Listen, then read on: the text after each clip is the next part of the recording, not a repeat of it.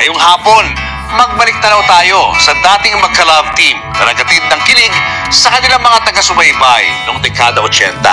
Sila ang laman ng mga fan magazine, ng telebisyon at mga sinihan.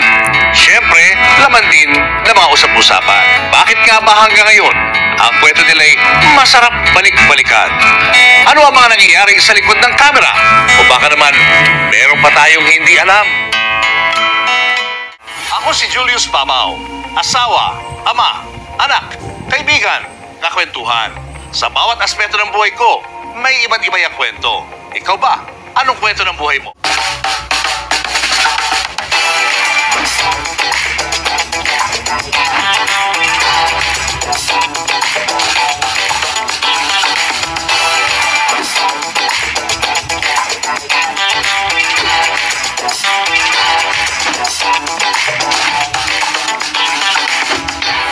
Nakilala sina Ray PJ Abella at Lenny Santos bilang mga teen stars noong dekada 80.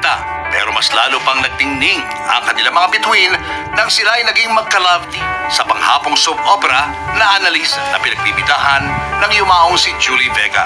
Hindi man sila nagkaroon ng ikangay real-life romance.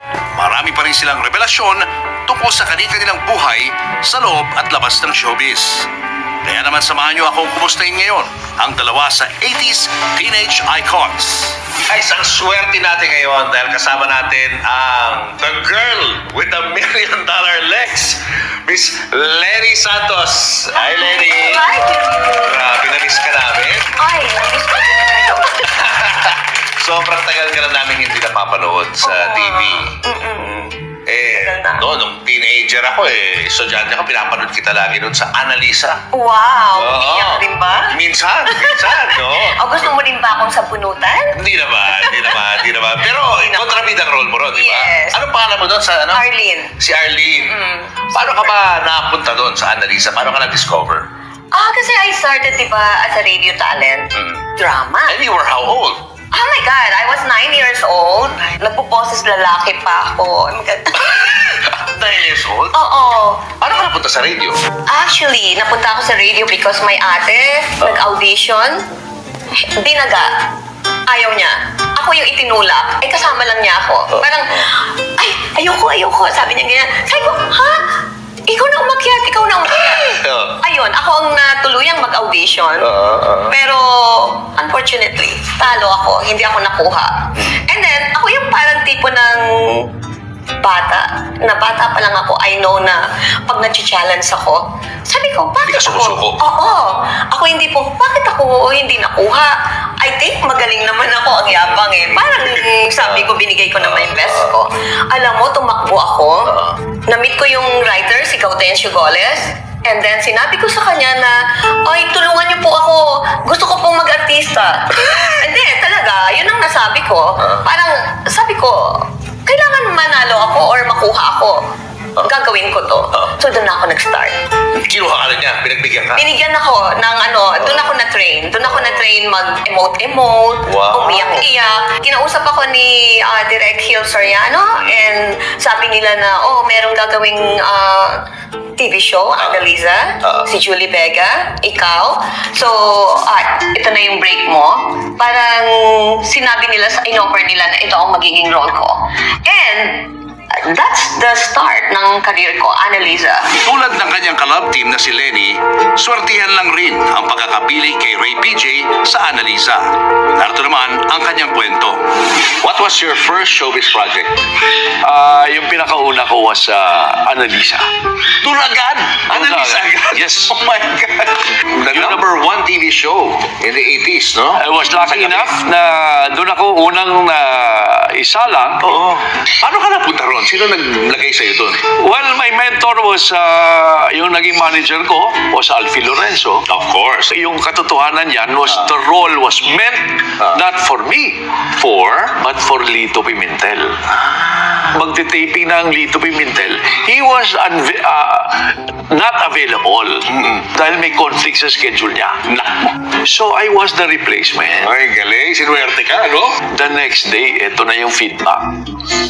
Ito yung isang sad story dyan. Sad story. Tumawag yung production ng Annalisa kay Alfie Lorenzo, manager namin, telling Alfie na hindi ako pasado. Baguhan ako, at the same time, wala akong acting lessons. Nilaban ni Alfie yun. Pinagpilitan niya. Bigyan niyo ng chance, bago yan. Inosente, probinsyano yan. Pati yung pagtatagalog niyan, ganito, ganun yan. May punto and all of that. Lahat ng dahilan binigay ni Alfie. Winork out ni Alfie, in other words. You know. So, nabigyan ako ng second chance.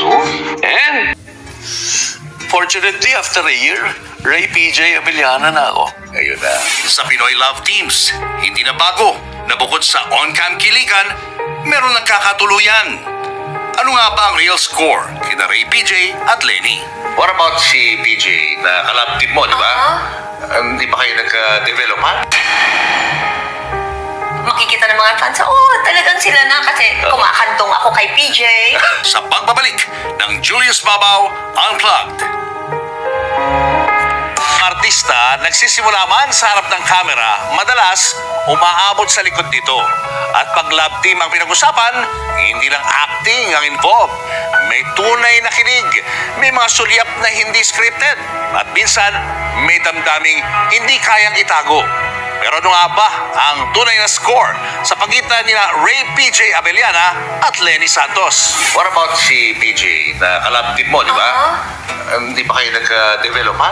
Habang ginagawa niya yan? Alam mo, lahat ng tao naniniwala na, sila na. But sa totoo lang, PJ and I, hindi talaga nagkaroon ng relationship. Siguro more on ang focus is trabaho. Hindi ko naiisip yun yung parang may in love ako. Pero di ba ganun daw ang formula para maging successful sa showbiz? Kinakailangan kumonek ka muna sa love team. At kapag yung love team na yun nagka-developan, mas effective, mas sisikat yung mga artista. Hindi ka pa sinabihan ng ganon? Hindi. Hindi. Walang ganon. Walang pilitan para hindi, ganon? Walang pilitan. Hindi naman kami manipulate ng director or ng producer namin. But siguro sobrang galing namin ni PJ magpakilig ng mga fans. Talagang makikita mo na, talagang sila na kasi kumakantong ako kay PJ and magkayakap kami. Hindi namin pinifake. But syempre gusto namin pasayahin yung mga fans because mahal na mahal kami ng mga fans. So, kaya siguro nabuo yung more on professional namin, relationship. Na mahal namin yung mga fans. So, kaya ginagawa namin yon. Tapos yung naging asawa niya si Rhea, di ba? Yes. Si Rhea naging casted, di ba? Yes. Ng Annalisa. Ayun, doon sila nagka-developan. Sila siguro. Maybe. I don't know. Sila dalawa yung na-develop. Siguro. Kaya nagkatuluyan sila. Sino nga ba si Rhea sa buhay ni Ray PJ Abellana? Si Rhea Reyes is the mother of Carla, my daughter Carla Abellana. Doon ko na-meet si Rhea sa Annalisa when she became amongst the cast sa TV show. Kailan kayo nagpakasal ni Rhea? 84. 1984. Yeah. At the height of your career Yes, to. that was at the peak of my career. Doon kami nag-elope. Pero nagalit sa'yo si Delia. Nagalit. Nagalit talaga. Very much. To the point na after we eloped, we came back to Manila. Binawi sa akin si Rhea. When we came back after the elope, pinauwi niya si Rhea sa kanila. And for the pregnancy period of Rhea, doon siya si Rhea sa kanila. And at that very time na nagli-labor si Rhea, she called me up. Delia Rason called me up and she said na, nasa ospital na si Rhea, nagli-labor, manganganak na. Puntahan mo na dito. At paglabas ng ospital, iuwi mo na. Iuwi mo na ang asawa mo. So, nag-give in na. Kung si Ray PJ ay nag-asawa at nag-anak, kumusta naman ba ang love life ni Lenny noong mga panahong yun? So, wala ka naging showbiz boyfriend? Meron. Nagkaroon. So, Sige yan. pwede ko ba sabihin? Sige na ako, I think, alam niya, yung first boyfriend ko si Alvin Canon. Artista yan, ha? Oo, nasa Annalisa din noon. So, siya yung naging first boyfriend ko. And then, naging boyfriend ko ni si John Regala. John Regala? Matino naman siya. Di pa siya, noon? Nabibisyo, wala pang ganun. Wala. Actually, doon ako nalulungkot para sa kanya. Kasi I know John Regala, he's a very good person. Very good person. Ano si John I think as far as I remember, nung kami, talagang pumupunta pa siya sa Bulacan. And talagang nagtsatsaga talaga siya kahit umuulan. Dinadayo niya yun, nakatira pa siya sa Cavite, di ba? Mabait siya. I remember yung first na sumweldo siya, binibigyan niya talaga ako ng pera. Sabi niya, mag-grocery daw. Sabi ko, Jan, no. Parang ganun. Ganun siya kabait. Mabait. Mabait siya. Ay, nalulungkot ako, ba't siya nagkaganon? At magaling na artista. Magaling na artista, very humble. As far as I know, talagang mabait talaga siya kahit sa mga maliliit na tao. Gano'n kayo katagal na naging mag-BF, girlfriend? Actually, matagal din, pero because of career, hindi na rin kami nagtagal. At dahil hindi nga sila nagkatuluyan, naging magkaiba na rin ang nilakbay ng kanilang karera. Dapat mag-ano ka, di ba? Mag-EST ka. Yeah. Anong kwento nun? Bakit mo tinanggihan yun? Yung mga ST roles na ino-offer sa'yo? Kasi parang sinasabi nila na, bagay sa'yo magpa-SC kasi ganyan-ganyan, may katawan ka naman. And then, yun ang sinasabi ni Direk Leroy Salvador sa akin. Parang, sige, siya yung magdidirect. And then, parang, no, my dad, sobrang, hindi pumayag. Sabi ng daddy ko, hindi na lang namin siya pag-artistahan kung magpo-polestar yan. So, hindi talaga. Very conservative ang parents ko. Kung si Lenny ay naging masaya sa buhay artista, iba naman ang dinanas ni Ray PJ Abellana. How did the fans, your fans, accept yung yung marriage na yun? Yung relationship mo with Alam mo, Julius, that those times, very sensitive yung fans. You know, celebrities would settle down, that generation would go down. Their careers would really automatically would go down. And honestly, yun ang naging cause ng downfall ng career ko. Yung pag-settle down ko. You know, nung sumabog sa dyaryo, na nag-elope kami ni Ria at nag-asawa na ako, in 2 years time, walang pumapasok na movie offer sa akin. Ganon ang difference from previous, after the marriage, after the elope. Yan ang after effect. Did that affect yung... 2 years time, wala akong movie offers. Did that affect yung relationship yung dalawa? No. Wala, hindi ka nag-aaway? Hindi ko... Wala gano'n? Wala sa isip ko yon. Wala. Wala. Paano livelihood mo? Livelihood. I was doing as well TV shows. Tuloy-tuloy yung mga TV shows. Small projects. I would always pray and manage to be positive. Positive thinking, directions, everything. You know.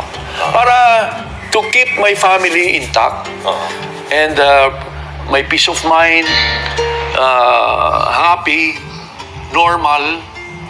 I would always see to it na gano'n ang atmosphere sa family life ko. Yeah. With Ria and Dalawa na yung anak with mo, my no? daughter. Dalawa na. Till we had 2. Carla Abellana, the second child. Yeah. Ganon. Sa pagbabalik, kumusta na nga ba ang buhay ngayon ni Ray PJ at Lenny Santos? One time yung anak ko, tatanungin ako, Mom, bakit nung nasa Philippines tayo, pag sinabi namin gusto ko to, binibili mo kagad? But ngayon, hindi. So, pag tinatanong ako, may nakakakilala, ikaw si Lenny Santos? Sabi ko, hindi ko. Dinideny mo? Dinideny. Bakit? Yan at marami pang revelasyon sa pagbabalik ng Julius Babaw Unplugged. Nagustuhan niyo ba ang mga binita naming mga kwento today? Para sa mas kompletong watching experience, bisitahin niyo ang aming mga YouTube channel, Julius Babaw Unplugged at Christine Babaw's channel. 40 years later, ibang-iba na ang naging buhay ng dating magkatampal na sina Lenny Santos at Ray PJ Abellana. Paano mo na-meet yung husband mo? Because yung tatay ng mga anak ko. Because I think galing siya ng US. And then yung tatay niya is director that time. Director ko. Si Tito Direk. Leroy Salvador. Doon ka siya na-meet. So, ayun. Doon na nag-umpisa umpisa ang love story. But I didn't know. Hindi ko talaga alam. Hindi mo alam na? Hindi ko alam na siya yung magiging asawa ko. Hindi ko rin alam na siya magiging tatay ng mga anak ko. Siya ba ang reason kung bakit ka napunta ng US? Yes, siya ang reason. Paano? Dahil sabi niya, may ginagawa pa akong TV show. And then, he decided na doon na kami sa US. At first, ayoko. Ayoko talaga. Ayoko i-give up. Unang-una, I'm okay. Meron akong career, meron akong TV show. Hindi ko kailangan pumunta ng US. Sabi ko, bakit kailangan ko pumunta? Ang reason niya is para sa mga bata. So, undecided talaga ako. I had to give up everything, career. Yung love na love kong trabaho na yun lang ang alam kong gawin. Yes, Kundi umarte at mag-artista. Iiwanan ko yun. Change talaga sa akin lahat. Lahat change. And then at the same time, I'm very, very close with my mom, sa nanay ko. So yung parang, hindi ko kayang iwanan ng family ko because of yung closeness. I had to give up para sa mga bata, para sa kanya. Sabi nila, pag may asawa ka na, so kailangan mong mamili kasi yun na yung pamilya mo, di ba? But yun yung nasasad ako nun. Kasi pumunta ako ng US na hindi talaga ako prepare. Hindi ko alam kung ano yung pupuntahan ko. I never dream na pumunta ng Amerika. Dahil nasabi ko, I'm okay in the Philippines. Meron pa akong trabaho na nagtatrabaho pa ako sa isang job aside sa TV show. So I'm making good money naman. So bakit ko kailangan, di ba? Right. Ayun, yun ang reason. Dahil sa mga bata. Paano ka nagsimula doon sa US? How? Shocking. Why is it shocking? Kasi ganito, di ba? Sanay ako na, di ba, Julius? Okay, hindi naman ako super rich. Hindi naman ako mayaman. But kumbinyente naman ang buhay ko. So, syempre sanay ako na meron kang katulong. Sanay ka na merong naglalaban ng damit mo, nagpa-plancha ng damit mo. Sanay ka na may nag-aahin sa'yo. Sanay ka na may nagluluto for you. So, lahat yun, di ba? Sanay kang may driver. So, pagdating mo ng Amerika, on your own ka, syempre, kailangan mong matutunan lahat. Merong kang natututunan sa buhay na natututo kang maging matatag. Hindi, syempre, binibaby ako ng parents ko dati, di ba? Ng daddy ko, ng nanay ko. Nung pagising mo, ganyan na lang, lahat, parang senyorita ka, di ba? Parang ngayon, ako na lahat yung gumagawa. Kailangan baguhin mo yung mindset mo. Yes, No? kailangan. Ako naman, adjustable naman at flexible naman akong tao. Hindi ako pasosyal eh. Kahit ano, pwede kong gawin for the sake of my kids. Yeah. Hindi ako yung tipo ng taong ayokong gawin to kasi anong gusto mo, magutom yung mga anak mo? Di ba? Hindi ka mamimili ng trabaho at hindi ko inisip na artista ako. Samantala, kamakailan lamang ay na-involve si Ray PJ sa isang sensitibong usapin na may kinalaman sa kanyang mga anak. Ito'y kasalukuyan ng inaayos. Kaya naman minabuti na lang naming kumustahin si Ray sa kanyang buhay ngayon. Kamusta ka na ngayon? Ano pinagkakabalahan mo? Still active in show business. Tumatanggap pa rin ako ng mga projects, to the present after 43 years in the business. 43 years. Yes, oo. Parang kailan lang, pero pag sinuma mo lahat yun, 43 years na. Every May 14, nagsa-celebrate ako ng yearly anniversary being in show business. Ganun ka nakahaba sa showbiz, pero ang itsura mo parang hindi nagbabago. Anong sikreto? Bakit hanggang ngayon mukha ka pa rin bagets? I would say, alalay lang palagi sa buhay dahil I always keep myself ready for any project to come. No? Conscious tayo dyan para anytime na dumating yung tawag ng proyekto, pelikula man o TV, ready tayo dyan. Sa kabila ng kanyang magandang disposisyon, may lungkot sa kanyang mga mata at itong mensahe niya sa kanyang mga anak. Well, sa mga anak ko, they're very much aware kung ano akong klaseng ama sa kanila. Even after the separation, nakikita nila ako, I was very visible enough to them as a father, as much as whatever I could show them as a father. Alam nila, nakita nila, na-witness nila yan. You know, to the last point na sila na umiwas sa akin ngayon. Never ako umiwas sa kanila. It only shows na on my side, ayokong maapektuhan yung relationship namin ng separation ng nanay nila at ako. You know, siniset aside ko yung separation ng nanay nila with me, but I continuously show myself as a father to them, and you as my children to me. Pinagpapatuloy ko yan. Ayokong magkaroon kami ng gap. Gusto ko lang palagi sa normal kami, happy kami with each other, open kami with each other. You know, as the typical children to the father, father to the children. Gusto mo bumalik yun? Yung ganong klaseng relationship ninyo? Yes po. Dalawang yun? Yes po. Wala And all the while, to the present, alam nila na ganun ako sa kanila. Hindi ako nag-pretend. Wala akong pretensions towards them. Kahit iba na yung wife ko, you know, may children na rin ako sa ibang wife ko, I don't show that to them. You know, magalit na yung present wife ko kung ano yung reality ko sa mga anak ko, sa mga anak ko sa iba. Wala akong pakialam. Basta gusto ko intact kami ng mga anak ko sa akin. Sa buhay, may mga taong dumarating at nagiging malapit sa atin. Kaibigan, kabarkada, o minsan higit pa. Pero kahit gaano pa tayo ka-close noon, darating ang panahon na mag-iiba ang ihip ng hangin. May mga prioridad, may distansya, may kanya-kanyang tinatahak. Gaya nila Lenny at Ray PJ. Pinagtagpo, pinakilig, pero sa dulo, nag-move on na rin. Hindi po lahat ng love team kailangan may forever. Minsan sapat na ang minsang naging masaya kayo. Kahit ngayon, magkaibang mundo na inyong ginagalawan. Ang mahalaga, tumuloy sila. Tuloy din tayo. Maraming salamat kina Ray PJ at Lenny sa tiwalang binigay niyong may salaysay ang inyong mga kwento. Muli, ako si Julius Babaw na nagsasabing ang buhay parang social media. May mga bahaging ka-like, may mga kabanatang gusto mong i-share, may mga yugtong patuloy mong fina-follow.